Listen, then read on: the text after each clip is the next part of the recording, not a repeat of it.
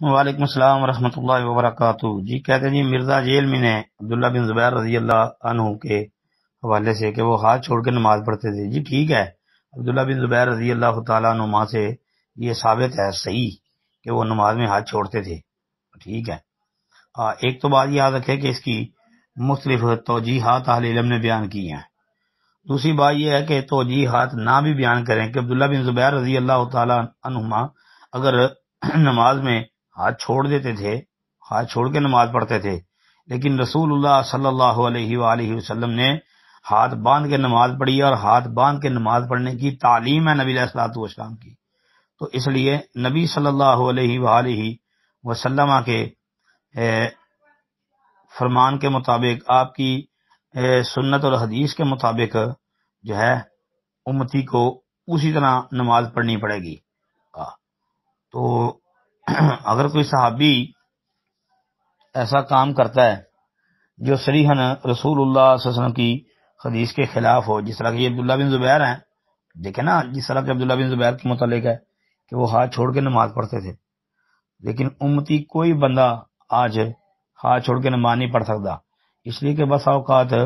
یہ اجتہادی خطائیں ہوتی ہیں۔ تو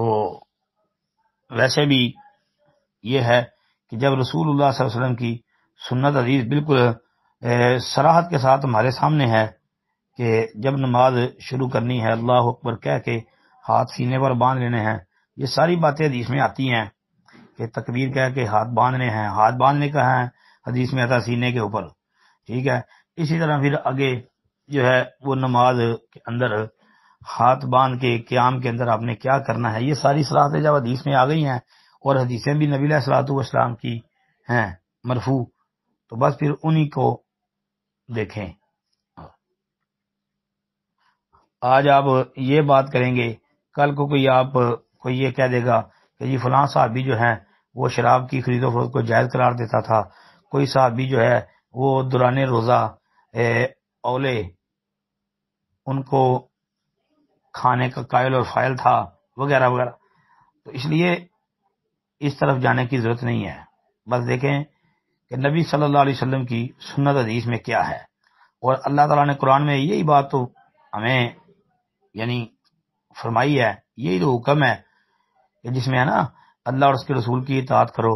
اس میں آگے چل کے کیا ہے سورہ نساء میں فرمایا فَإِن تَنَازَعْتُمْ فِي شَيْءٍ فَرُدُّوهُ إِلَى اللَّهِ وَالرَّسُولِ،